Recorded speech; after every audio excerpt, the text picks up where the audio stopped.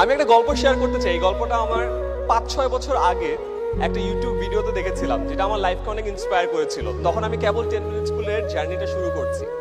আপনারা তো সবাই উদ্যোক্তা হতে চান, রাইট? উদ্যোক্তা হতে চান তো? ইয়েস। তো এই গল্পে বলে একটা স্পেশাল গাছের কথা বলে। এই গাছটার নাম হলো চাইনিজ ব্যাম্বু ট্রি। চায়নাতে এক ধরনের বাঁশের গাছ হয়। সেই বাঁশ গাছে যখন আপনি বীজ বপন করবেন, 1 দিন 2 দিন পানি দিবেন, গাছটা বড় হয় না। 1 মাস 2 মাস পানি দিবেন, গাছটা বড় হয় না। সার দেন, যত্ন করেন, কোনোভাবেই গাছটা বড় হয় না। 1 বছর বীজ থেকে চারা গাছ অঙ্কুরিত হয় না।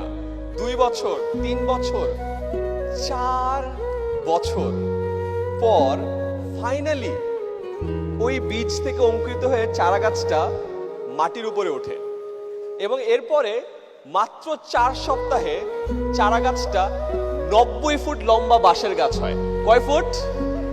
90 ফুট। এই গল্পটার সাথে আপনাদের সবার লাইফের মিল আছে। আপনারা এখন অনেক কষ্ট করছেন, অনেক কষ্ট করে ঢাকায় আসছেন, অনেকের সাথে পরিচিত হওয়ার চেষ্টা করছেন, নেটওয়ার্কিং করছেন, কল দিচ্ছেন, হয়তো পাত্তা পাচ্ছেন না, অনেক জায়গায় যাচ্ছেন, কাস্টমার কিনছে না। মনে রাখেন, আপনারও বীজটা একটু অঙ্কুরিত হতে টাইম লাগছে।